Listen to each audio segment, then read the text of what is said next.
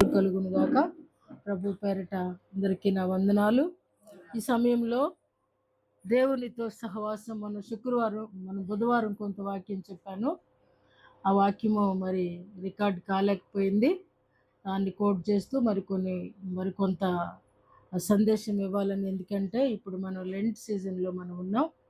అంటే కనీసం సంవత్సరం అంతా శ్రమ పడిపోయినా, ప్రార్థన చేసినా చేయకపోయినా, ఈ చిగురించే కాలము ఈ సంవత్సరానికి ఒక మారు దేవుడు మనకిచ్చినటువంటి ఇదొక ఫ్రూట్ఫుల్ పీరియడ్ అని అనొచ్చు. మనకి ఇవ్వబడిన 12 నెలలలో ఒక 40 డేస్ 50 డేస్ మనకి ఇది ఎంతో కొంత మన జీవితాలకు అర్థవంతంగా ఉంటుందని ఆశపడుతూ మరొకసారి ఆ వాక్యాన్ని మీకు జ్ఞాపకం చేయాలని నేను కోరుకుంటున్నాను.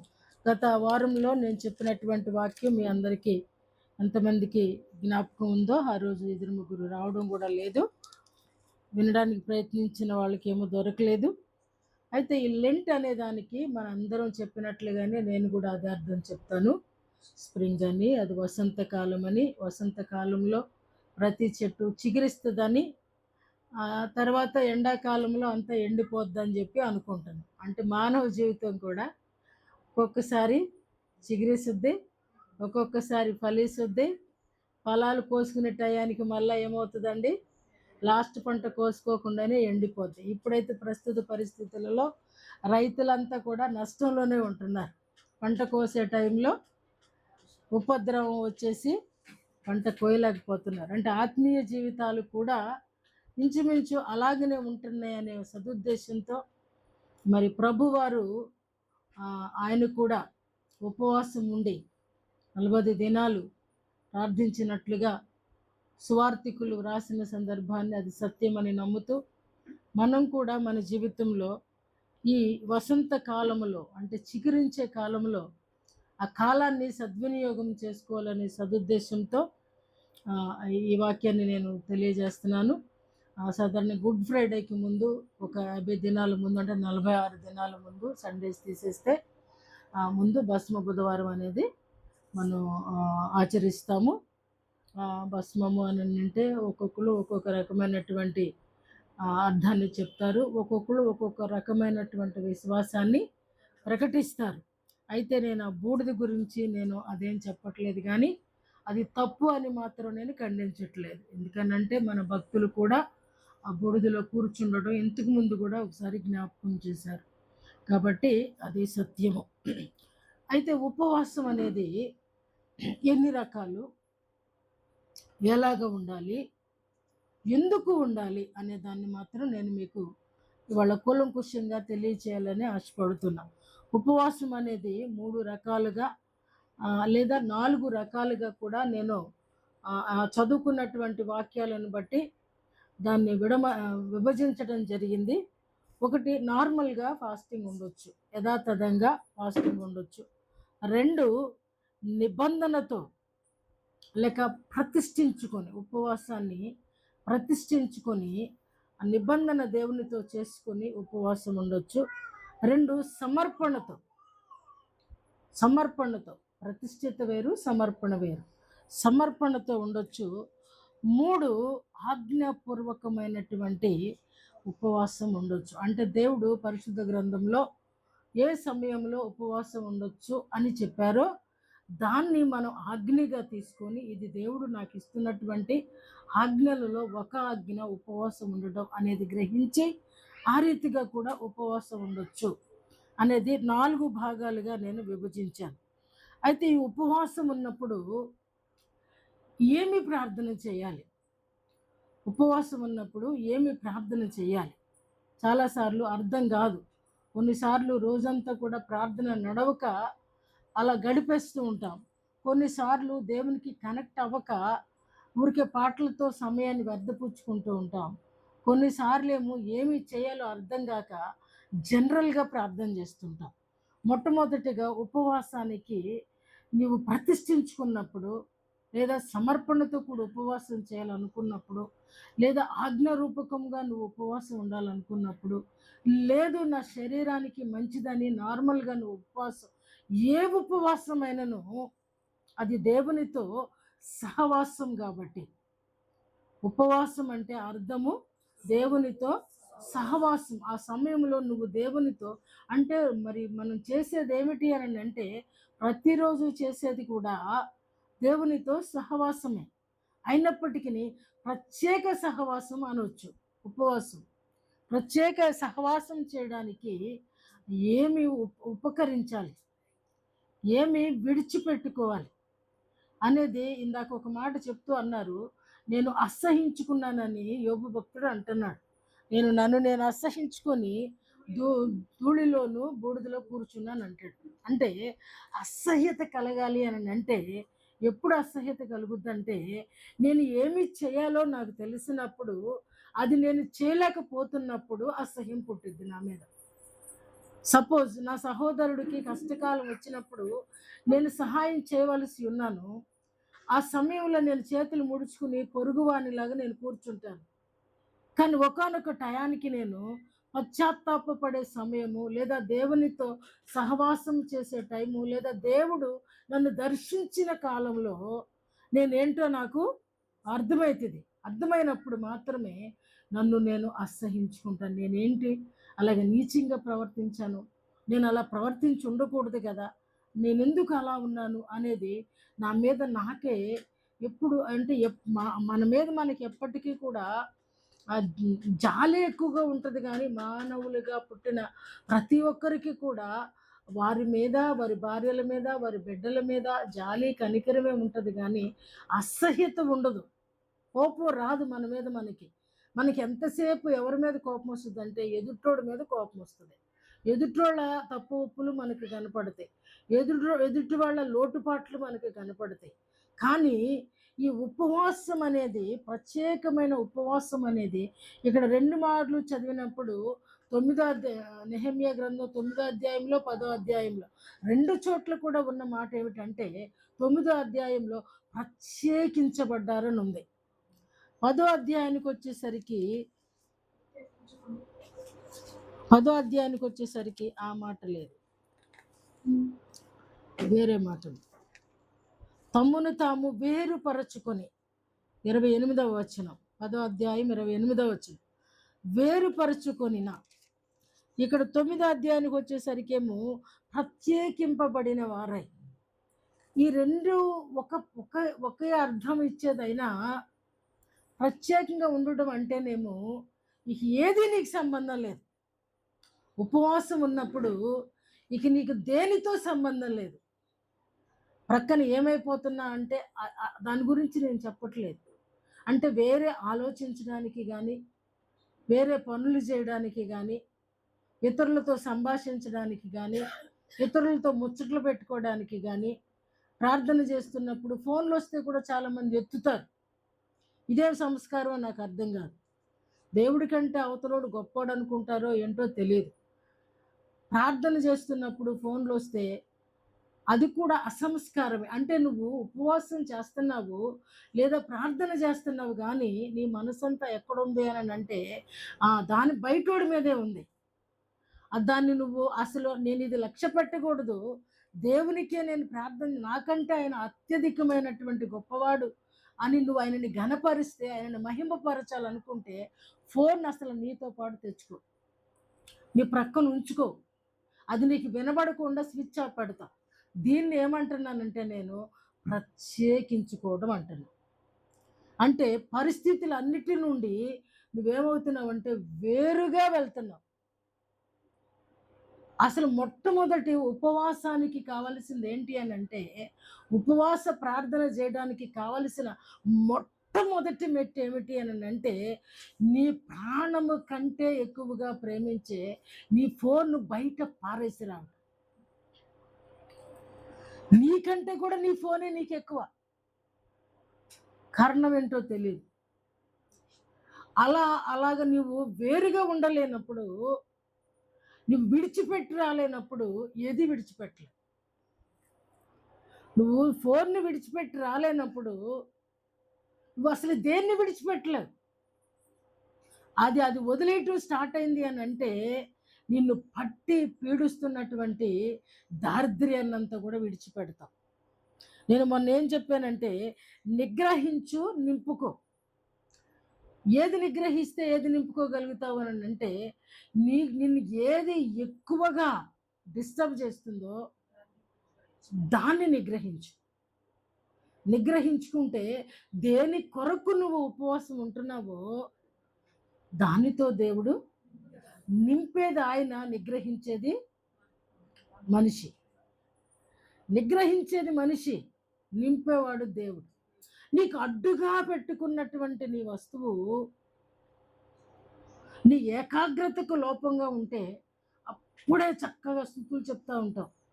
చక్కగా ఫోన్ వస్తుంది, దీన్ని ఆపేస్తాం, దాన్ని ఏం చేస్తాం అంటే నీ ఏకాగ్రతను దెబ్బతీసే ఆయుధము నీ చేతిలో ఉంది. కాబట్టి దేవుడు ఏమంటున్నాడంటే దాన్ని నువ్వు ముందు విడిచిపెట్టు. రెండవ మాటకి కూడా ఏం చెప్పానంటే నేను, ఒప్పుకో, వదులుకో. అది నువ్వు నిగ్రహించలేనప్పుడు నువ్వేం చేయాలంటే ఒప్పుకో. ప్రభువా, నేను దీన్ని విడిచిపెట్టలేకపోతున్నాను కాబట్టి నాకు నువ్వు సహాయం చేయి. అప్పుడు నువ్వు ఒప్పుకుంటే వదులుకోవటం ఈజీగా, ఒప్పుకునేది నీ పని, విడిపింపజేసేది దేవుడు. కాబట్టి ఒకటి, ప్రభు సన్నిధానానికి ప్రత్యేకించబడి రా. నీ పరిస్థితులన్నిటినీ కూడా నువ్వు విడిచిపెట్టి వేరయ్యి, పరిస్థితులన్నిటికీ వేరయ్యి వచ్చినప్పుడే ప్రార్థన ఆత్మతో దేవుడు నింపుతాడు. మన వెనకాల ఏదో అంటారు కదా, వెనకాల వేసుకొచ్చావు అని ఏదో సామెత చెప్తారు, నాకు గుర్తురాట్లేదు సామెతలు. తర్వాత మూడవ మాటగా చెప్తున్నాను, ఇది నేను మొన్న చెప్పలేదు, పాటించు, పాటించు అంటే దేవుడు ఏమి చెబుతున్నాడో వాటిని నువ్వు లక్ష్య పెట్టు, వాటిని తీసుకో. ఖచ్చితంగా నేను ఇలాగే చేస్తానయ్యా అని ఆయనతో నిబంధన చేయి. దేవుడు ఏం చేస్తాడంటే, నువ్వు వాక్యం చదువమ్మా, పితరులకి నేనేం చెప్పానో, పితరులు ఎలా ఉన్నారో వాటిని నువ్వు పాటించు. అంటే ఉపవాసం అంటే దేవునికి దగ్గరగా అన్న, దేవునితో సహవాసం అన్న అది ఈజీగా అయ్యేది కాదు. ముందు మనం చేయవలసినవి ఏంటంటే, మనం చేయవలసినవి, మన భక్తులు చేసినవి, మన పితరులు చేసినవి అవి నేర్చుకొని వాటి ప్రకారం వస్తేనే తప్ప మనం ఏమీ కూడా వదిలిపెట్టుకోము. కనీసం 1 గంట 2 గంటలో కంటిన్యూగా ప్రార్థన చేయలేనటువంటి దురవస్థ కూడా ఉంటుంది కంటిన్యూగా. ఎందుకంటే నీ ఫోన్ నీలో లేదనుకో, నీ ఆలోచనలు చంపేస్తే. నేను ఫోన్ తెచ్చుకోలేదు, ఎవరన్నా విఐపీలే ఉండదు, అయినప్పటికీ ఆలోచన ఏం చేస్తుందంటే నిన్ను ఎక్కడికి లాక్కెళ్ళొద్దంటే మళ్ళా ఏ స్థితిలోకి, ఆ దిగజారుడి స్థితిలో. చాలా ఈజీగా అనుకుంటాం మనం, ఉపవాసం ఉన్నాను. ఉపవాసం ఉండి కూడా సాధించలేకపోతున్నామంటే ఇదిగో ఇవన్నీ కూడా మనం చేయవలసినవి చేయలేకపోయిన కారణాన్ని బట్టి మన ఉపవాసం దేవునికి దగ్గరగా తీసుకెళ్ళట్లేదు. ఇంకా దగ్గరికి వెళ్ళినప్పుడు సహవాసం ఎలా వస్తుంది? దేవునికి ఉపవాసం అంటేనే దేవునికి దగ్గరగా అని అర్థం. స్ప్రింగ్ అంటే దేవునికి దగ్గరగా, వసంతకాలంలోకి వెళ్తున్నాం అని. మరి అక్కడికి వెళ్ళిన తర్వాత కరెక్టే, అక్కడికి వెళ్ళాం, నిగ్రహించలేనప్పుడు మనకి ఏకాగ్రత ఎలా వస్తుంది? అప్పుడు ఏం తీర్మానం తీసుకుంటావు? నువ్వు ఏం ప్రార్థన చేశావు, నీకేమి జవాబు వచ్చింది, ఏమి సంతోషం ఉంటుంది? ఆలోచించండి. ఉపవాసం అనేది ఈజీ మెథడ్ కాదు. అందుకనే దాన్ని నేను ఇందాకేమన్నానంటే ప్రతిష్ఠించు. యోవేలు గ్రంథంలో అంటారు ఉపవాస దినమును ప్రతిష్ఠించు. అది నువ్వు ముందు విశ్రాంతి దినము ఎలాగ ప్రతిష్ఠిత దినమో ఉపవాస దినము కూడా ఏంటంటే దాని కొరకు ప్రార్థన చేయాలి. ఏదో నాకు తీరుబాటు దొరికింది ఈ సమయంలో, నేనేదో చేసేద్దాము అని నీ సమయం కాదు. నువ్వు ప్రతిష్ఠించినప్పుడు దేవుడు దాన్ని మనోహరమైన దినంగా మారుస్తాడు. మనోహరమైన దినము అని అంటే అది ఒక పేరు కాదు, అది నీ మనసుకు ఒక అలంకారముగా దేవుడు దాన్ని ఇస్తాడు. మనోహరము అది ఇస్తాడు. ఎప్పుడంటే నీ చుట్టూరు కూడా ఆ ఉపవాస దినాన్ని ప్రతిష్ఠించిన నాడు నీ చుట్టూరు కూడా ఈ డిస్టర్బెన్సెస్ లేకుండా దేవుడు ఏం చేస్తాడంటే ప్రాకారాన్ని నిర్మిస్తాడు. కాబట్టి ఉపవాస దినాన్ని ప్రతిష్ఠిత దినము. ఆ ప్రతిష్ఠించుకున్నప్పుడు ఆటోమేటిక్గా పరిశుద్ధాత్ముడు మనల్ని ఆవరించి ఆయన మనల్ని నడిపిస్తాడు. ఇప్పుడు చదవబడినటువంటి దానిలో కూడా 9వ అధ్యాయంలోనేమో వాళ్ళు అద్భుతంగా ఉపవాస దినాన్ని ప్రతిష్ఠించారు. వాళ్ళందరూ కూడా ప్రత్యేకించబడ్డారు. వాళ్ళందరూ కూడా ఒక మాట మీదకి వచ్చారు.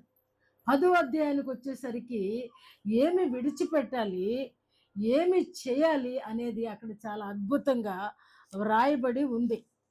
ఏమండి, ఇక్కడ ఏమి చేయాలనుకున్నారో చాలా క్లియర్గా, అసలు వాళ్ళు శారీర సంబంధమైనవి, ఆత్మానుసారమైనవి, ధర్మశాస్త్ర సంబంధమైనవి, ఆజ్ఞల రూపకమైనవి ప్రతీది కూడా వాళ్ళు జ్ఞాపకానికి తెచ్చుకుని వాటన్నిటినీ కూడా వాళ్ళు చేయడానికి తీర్మానించారు.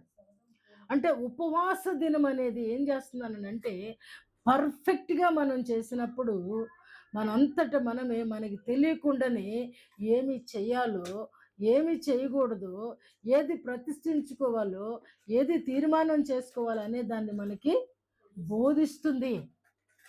వీళ్ళందరికీ అరే మీరు ఇలా చేయండి అని చెప్పి మరలా నెహెమ్యా ఇక్కడేం టీచ్ చేయట్లేదు. ఇక్కడ ఆటోమేటిక్గా ఆ కార్యాలన్నీ కూడా పరిశుద్ధాత్ముడు ఇక్కడ క్రియారూపకంలోనికి మారుస్తున్నాడు. ఎందుకంటే వాళ్ళు ఇక్కడ నాకు నచ్చుతున్న మాట చూద్దాము. 28వ వచనం, నెహెమ్యా 10వ అధ్యాయము 28వ వచనము. దేశపు జనులలో ఉండకుండా తమ్మును తాము వేరుపరచుకొనిన యాజకులు, లేవీయులు, ద్వారపాలకులు, గాయకులు, నెతనీయులు అందరూ దేవుని దాసుడైన మోషే ద్వారా నియమింపబడిన దేవుని ధర్మశాస్త్రమును అనుసరించి నడుచుకొనుచు మన ప్రభువైన యెహోవా నిబంధనలను, కట్టడలను అనుసరించుదమని శపథము భూని ప్రమాణము చేయుటకు కూడిరి. చూసారా, నడవండి మనందరం ఒక తీర్మానం చేద్దాం. పోగా ఉండు పిలుపులు వచ్చాయా? ఆటోమేటిక్గా ఉపవాసం ఉన్నప్పుడు మనం నడిపించే నాయకుడు. అంటే ఉపవాసం అనేది అద్భుతమైనది. దేవుని సహవాసంలోనికి తీసుకెళ్ళింది, దేవుని నడిపింపులోనికి వీళ్ళని తీసుకెళ్ళింది. దేవుని అత్యున్నత కృపలను పొందుకున్నట్లుగా వాళ్ళందరినీ నడిపించిన కారణం బట్టి అందరూ, యాజకులే కాదు, లేవీలే కాదు, ద్వారపాలకులే కాదు, గాయకులే కాదు, అందరూ ఎవరు చేయవలసినటువంటి క్రియ వాళ్ళు చేయడానికి ఇక్కడ దేవుని పరిశుద్ధాత్మ అద్భుతమైన సహకారిణిగా ఇక్కడ మనకి కనబడుతుంది. ఆ తర్వాత వచ్చేసరికి వాళ్ళు తీర్మానం చేస్తూ ఉన్నారు 30వ వచనంలో, మరియు మేము దేశపు జనులకు మొట్టమొదటిగా చూసారా మా కుమార్తెలను ఇయ్యకయు వారి కుమార్తెలను ఇది నిజంగా మోషే ధర్మశాస్త్రంలో ఈ మాటలు ఉన్నాయి, క్రొత్త నిబంధనలో కూడా ఉన్నాయి. విశ్వాసికి అవిశ్వాసితో లేదు, వేశ్యతో సాంగత్యమేలా. కాబట్టి వాళ్ళు చక్కగా అంటే వాళ్ళకి కుటుంబపరమైనటువంటి ప్రత్యేకత, ఆత్మీయ పరమైనటువంటి ప్రత్యేకత ఏవండి కనీసం అన్యజనుల నుండి వేరు చేయబడి మనం అనుకుంటాము అసలు మనకి వాళ్ళతో మాట్లాడకపోతే ఎలా? వాళ్ళ దగ్గరికి వెళ్ళపోతే ఎలా? వాళ్ళు ఎలా తెలుసుకుంటారు? వాళ్ళు మమ్మల్ని బట్టి మారిపోతారు అనుకుంటారు. అది జరిగేది కాదు. శత్రువు నీకంటే బలవంతుడు. వాళ్ళకి నీది అంటించనివ్వరు. వాళ్ళు మాట్లాడడానికండి నేను ఒక ఆమెతో కొన్ని రోజులు వాకింగ్‌కి వెళ్ళా. లక్ష్మి అని ఇక్కడే. చూసా నేను ఆమెని. ఏదో కొద్ది రోజులేలండి. ఎప్పుడో ఓ 16, 17 ఏళ్ల క్రితం సంగతి. వెళ్ళినప్పుడు ఎప్పుడన్నా మన దేవుని గురించి 2 మాటలు మాట్లాడాలనుకున్నాం అనుకోండి, మాకు కూడా చాలా ప్రెషియస్ గాడ్ ఉన్నాడండి. అసలు ఆయన మహత్యం కలిగినోడండి. అసలు మాట్లాడనివ్వరు. మనం అనుకుంటాము మనం చాలా తెలివైనోళ్ళం. మనం స్నేహం చేసి వాళ్ళని రాబట్టొచ్చు. వాళ్ళకి మనం సువార్త చెప్పొచ్చు. మనం స్నేహం చేయకపోతే ఎట్లా? మనం వెళ్ళపోతే మనం మాట్లాడనీయరండి. ఈ విషయాలు మీరు మాట్లాడొద్దు అని చెప్పకనే వాళ్ళ విషయాలు చెప్తూ ఉంటారు కాబట్టి ఆటోమేటిక్‌గా మన నోటి మీద వేలు మనమే మీరు ఎక్కడైనా చెప్పండి, నాకు ఆలోచించి చెప్పండి. మీ స్నేహితులు ఎవరైనా ఉంటే, ఏవండి మీ దేవుడు చాలా గొప్పోడు, మాతో మాట్లాడండి అని ఎవరన్నా ఒకరు అంటే, దేవునికి స్తోత్రం చెప్తాను నేను కూడా. కానీ అనరండి.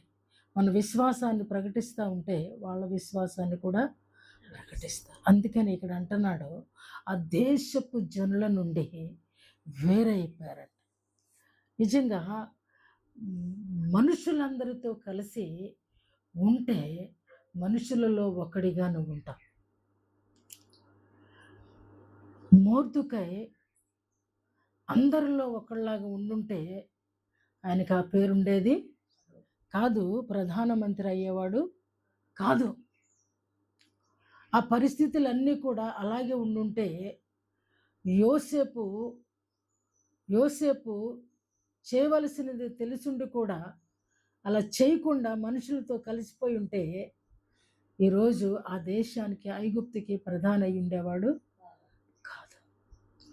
పరిస్థితుల నుండి వేరవ్వాలి, జనుల నుండి కూడా వేరవ్వాలి. ఎప్పుడు వేరవుతావో అప్పుడే మన సహవాసం దేవునితో స్టార్ట్ అవుద్ది. దేవునితోనూ బెలయాలతోనూ సాంగత్యం ఎట్లా కుదురుద్ది? అయితే ఇటు లేదా అటు. ప్రత్యేకంగా ఉండటమే గొప్ప, ప్రత్యేకంగా ఉండటమే కరెక్టు. నువ్వు ఒక టెంపుల్ దగ్గరకు వెళ్ళి ఒక గంట గడుపు అక్కడ పాటలు వస్తూ ఉంటే ఇంటికి వచ్చిన తర్వాత ఏం పాటలు పాడతావు చెప్పనా? మరి అది కాబట్టి ఎలాగా దేవునితో సహవాసం ఎట్లా వస్తుంది? అందుకనే ఉపవాసము ఉండవలసినటువంటి ప్రతి ఒక్కరూ కూడా పరిస్థితుల నుండి బయటికి రావాలి.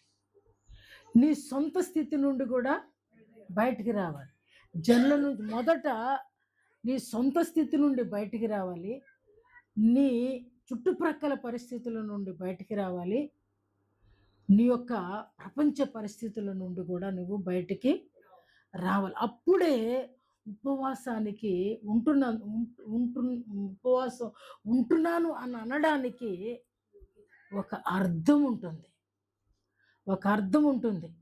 చుట్టూరు భయంకరమైన డిస్టర్బెన్స్ ఉంటుందండి. లోపల ఉపవాసం చేస్తున్నప్పుడు నువ్వు ప్రార్థన చేస్తావా? కొన్ని వేల సార్లు అనుకుంటావు పనికిమాలిన డిస్టర్బెన్స్ ఏంటి అని. అంటే మన మనసు ఎటు వెళ్ళిపోద్ది? డిస్టర్బెన్స్ వైపు వెళ్ళిపోద్ది. ఎందుకంటే మన మనస్సు కూడా మన శరీరం కంటే చాలా బలమైనది, చంచలమైనది. మనస్సుని జయించలే. ఇది వాక్యమే వేగంగా పరిగెడుతుందంటే, వాటరే వేగంగా పరిగెడుతుందంటే, గాలి ఇంకా బాగా పరిగెడుతుందంటే ఈ మనస్సును అణుచుకోలేనంతగా పరిగెడుతుందంట. మనస్సును కంట్రోల్ చేసుకోలేమంట. మనస్సును అణుచుకొనలేరు. ఎగిరే పక్షిని కానీ ఆ? ఆలోచించే మనస్సును కానీ కంట్రోల్ చేయటం మన చేతిలో ఆ బైబిల్ చెప్తుందండి, నా మాట కాదు ఇది.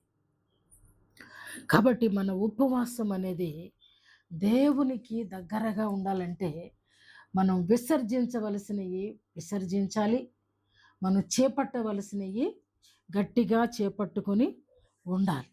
మోషే 42 మార్లు 80 రోజులు ఉపవాస ప్రార్థన చేశారు. ఉపవాస ప్రార్థన చేసినప్పుడు అద్భుతం ఏం జరిగిందంటే ఆయన ఆహారం తీసుకోలేదు, నీరు తాగలేదు.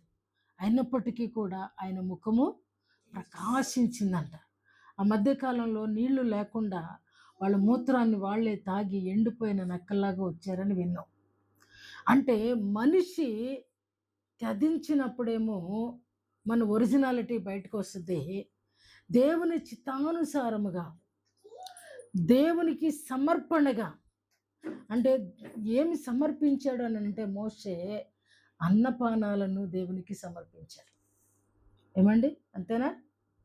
అవి వద్దనుకుని దేవునితో సహవాసానికి వెళ్ళినప్పుడు మోషే తన స్థితి అంతా కూడా మార్పు చెందింది.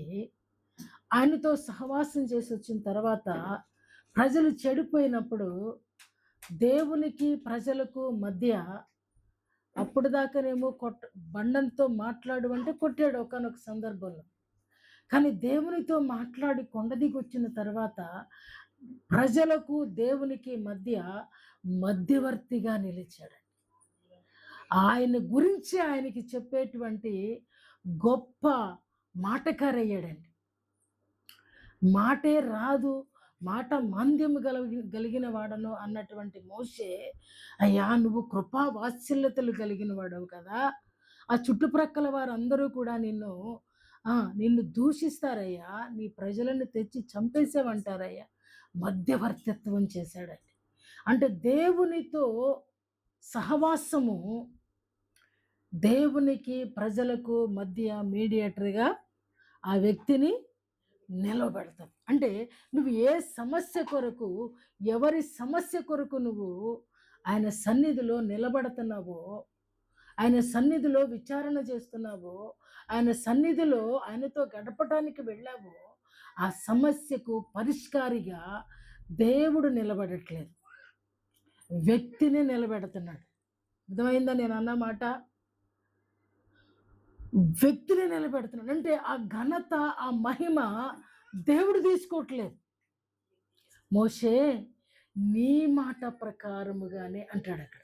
నేను ఆ మాటలు కూడా చెప్పాను మొన్న. నీ మాట ప్రకారంగానే ఈ ప్రజలను నేను క్షమిస్తున్నాను అన్నాడండి. విడిచిపెట్టడం వేరు, క్షమించడం వేరు. అక్కడ అద్భుతమైన మాట క్షమించుచున్నాను అని ఉంటుంది. కాబట్టి ఎంత అద్భుతము. కాబట్టి మనము పఠించాలి, వాక్యాన్ని భద్రంగా పొందుపరుచుకోవాలి లోపల. అందుకనే దీన్ని అన్నాడు, నీ హృదయపు పలక మీద వాటిని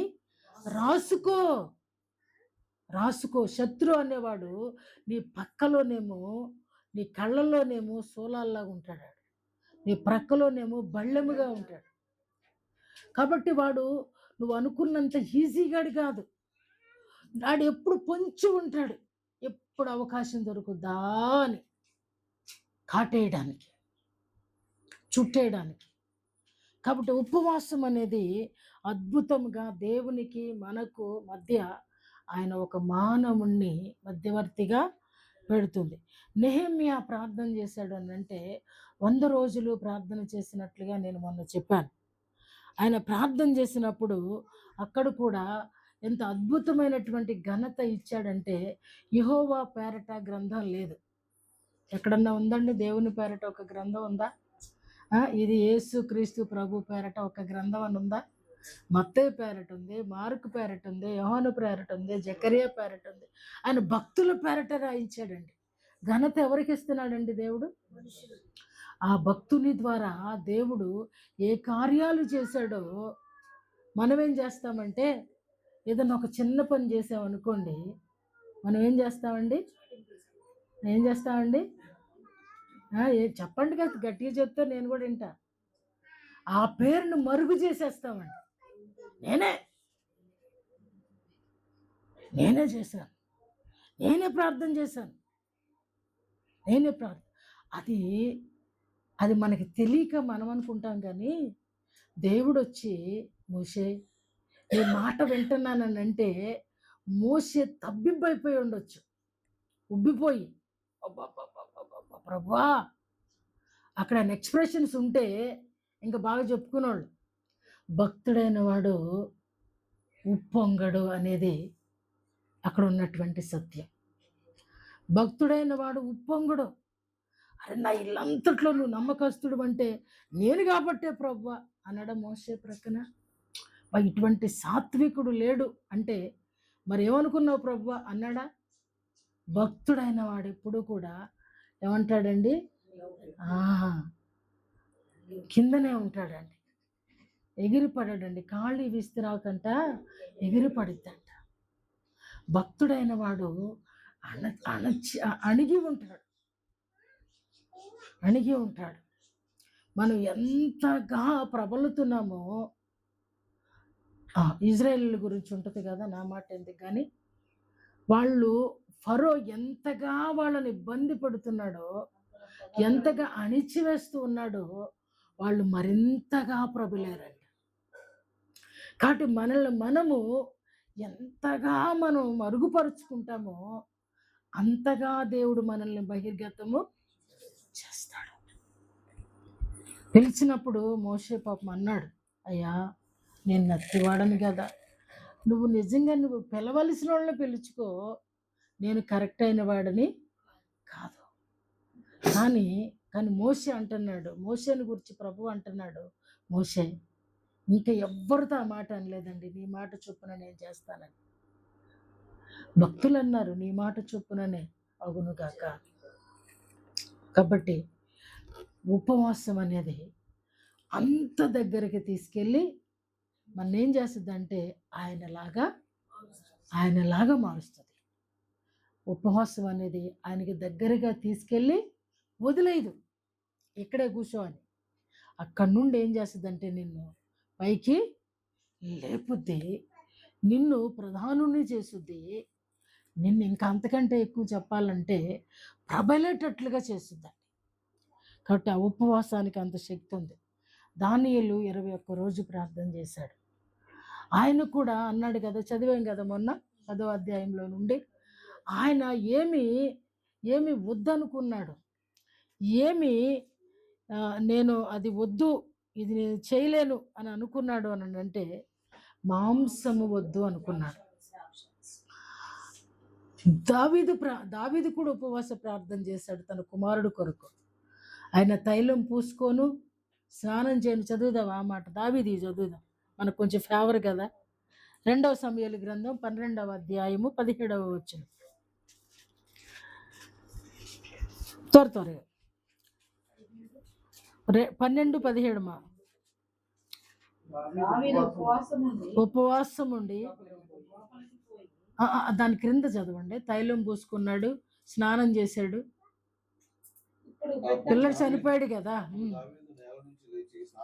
స్నానము చేసి తైలము పూసుకొని ధరించి చాలు అంటే ఏమి విడిచిపెట్టాడు? ఇప్పుడు 6 రోజులు ఉపవాస ప్రార్థన చేశాడు. పైన ఉంటుంది 7వ నాడని, అంటే 6 రోజులు ప్రార్థన చేశాడు.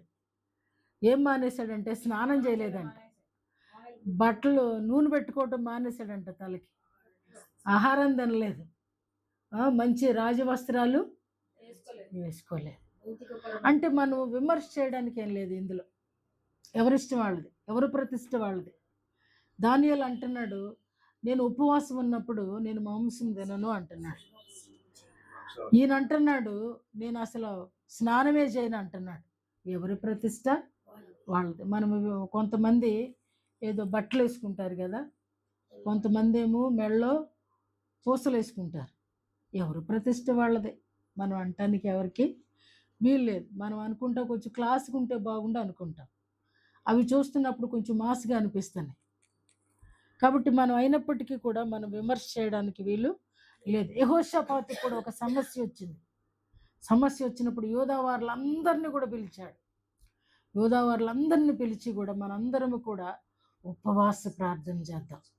ఎందుకంటే 4 దిక్కుల నుండి మన మీదకి శత్రువు బయలుదేరి ఉన్నాడు కాబట్టి నేనొక్కడనే ఉపవాసం ఉంటే సరిపోదు.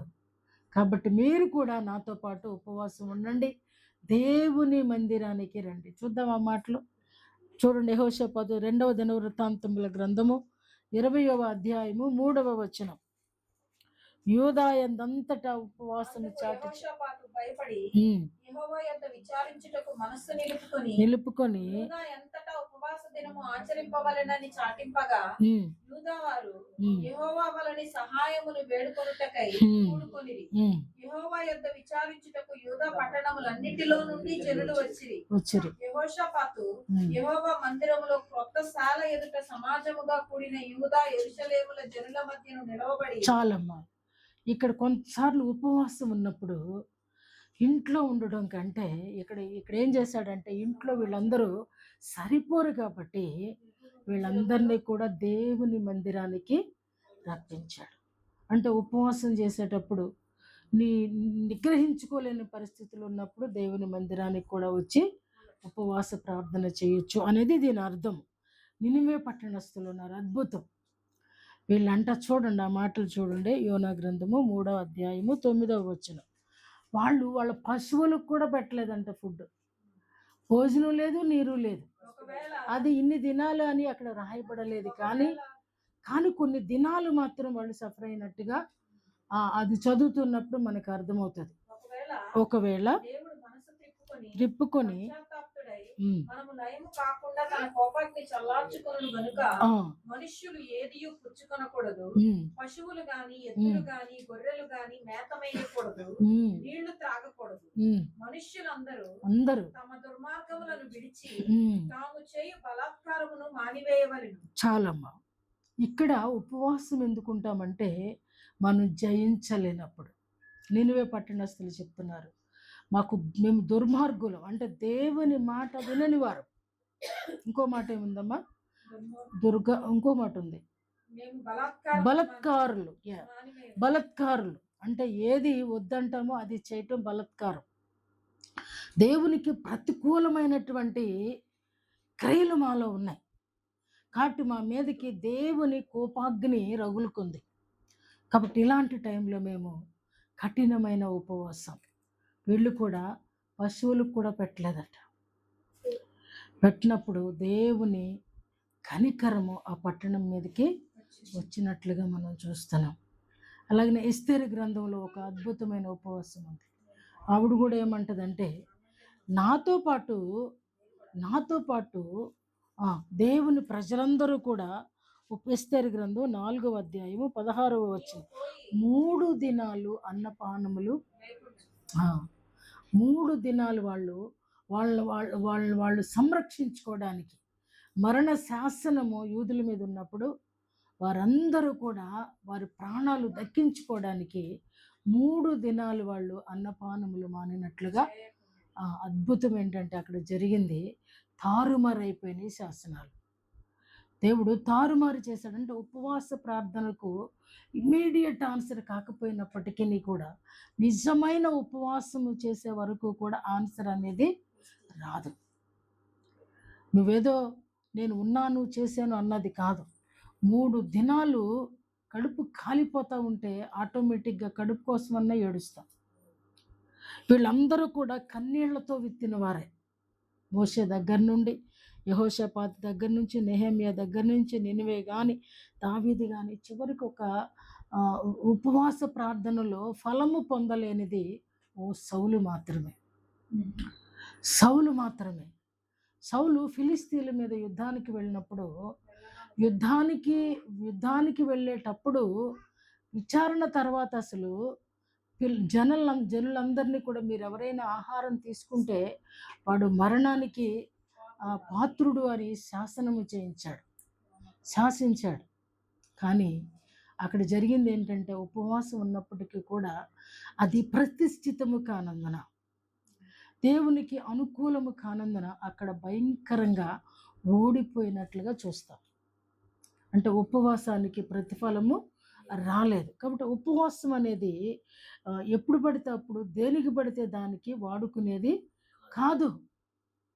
అంటే ఏది యుద్ధానికి వెళ్ళడం, వెళ్ళేటప్పుడు ఉండటం అనేది కాదు. వెళ్ళక ముందే ఉపవాసం ఉండి, బలము పొందుకుని అలా వెళ్ళాలి. అంతేగాని అలాగా ఉపవాసంతో యుద్ధానికి వెళ్ళడం అనేది, అంటే ఏ టైంలో ఉపవాసం చేయాలి అనేది వ్యక్తికి తెలుసుకోవలసినటువంటి సత్యం.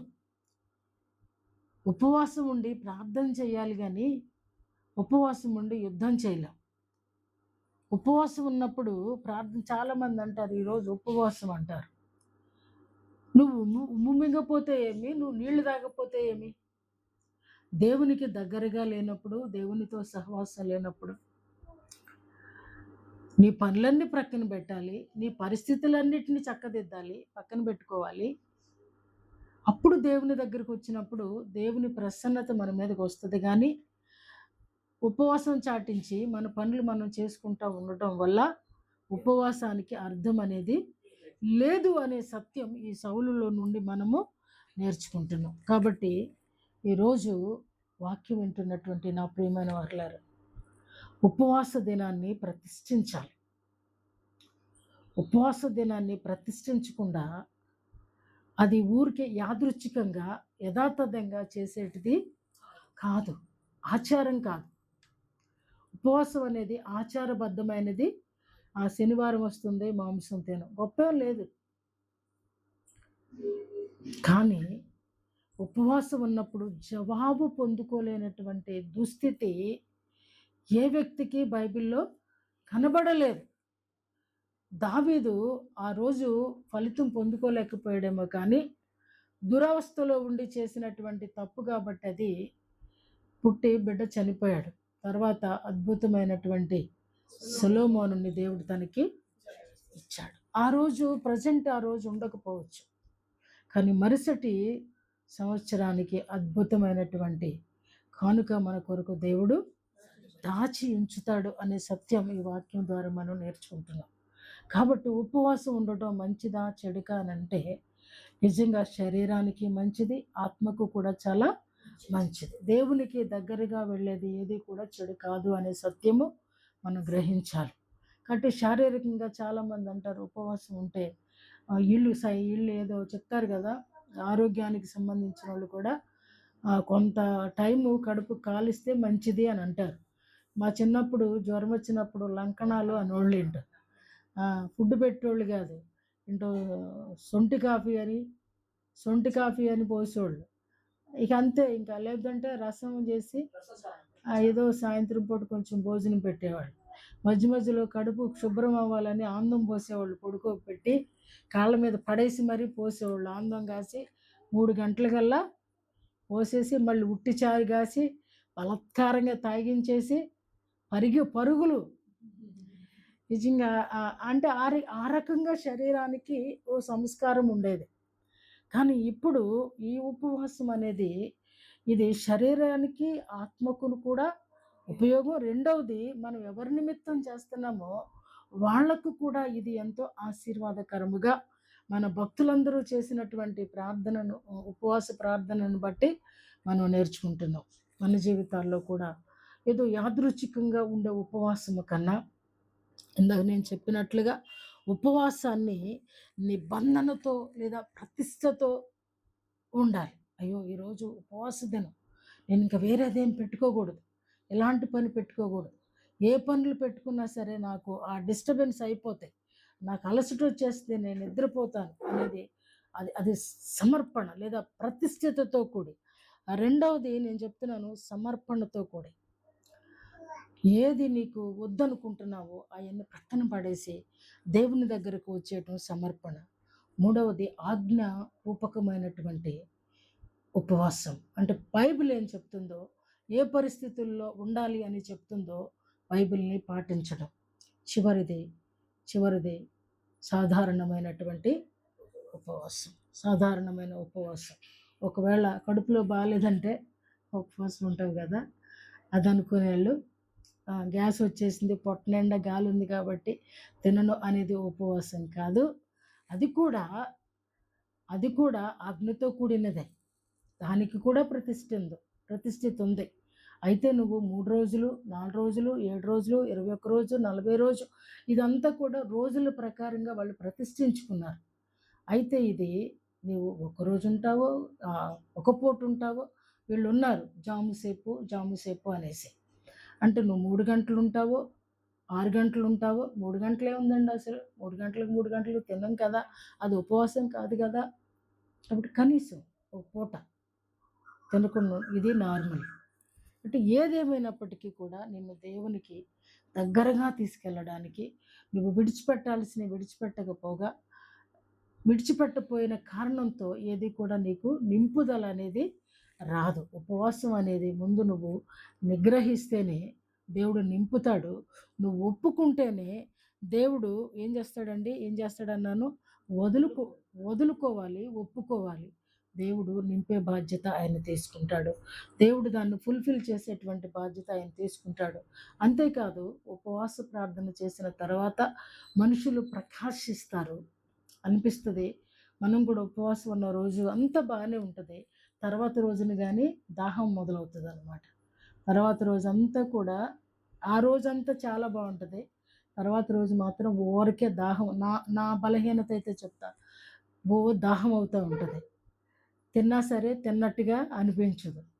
కానీ ఉపవాసం ఉన్న రోజుని నిజంగా దేవుని సహవాసం ఉన్నప్పుడు ఉంటుంది కాబట్టి మనుషులు బాగుంటారు. మూడవదిగా హెచ్చరించేది ఏంటంటే ఉపవాసం ఉన్నప్పుడు పద్దాక తినకూడదు. ఉపవాసం అంటే ఉపవాసమే. అటు వెళ్తా ఎగరేయటం, ఇటు వెళ్తా ఎగరేయటం, అది నోట్లో వేసుకోవటం, ఇది నోట్లో వేసుకోవటం, అది నానబెట్టుకోవటం, డిస్టర్బెన్స్. అది ఏకాగ్రతకు ఎంతో ఆటంకం. అది ఏకాగ్రతలో అసలు తిండి మీద మనసు, అందుకనే నిగ్రహించు అన్న. నిగ్రహించేది ఏంటంటే ఫోన్ కంటే ముందు తిండి కడుపు పిలుసుద్ది, దీన్ని పిలుసుద్ది. కాబట్టి అవన్నీ కూడా నువ్వు విసర్జించినప్పుడే దేవుడు వికసించేటట్టు చేస్తాడు. అటువంటి కృప దేవుడు మనందరికీ అనుగ్రహించును గాక. ఆమేన్. లేచి నిలబడండి, ప్రార్థన చేసుకోండి.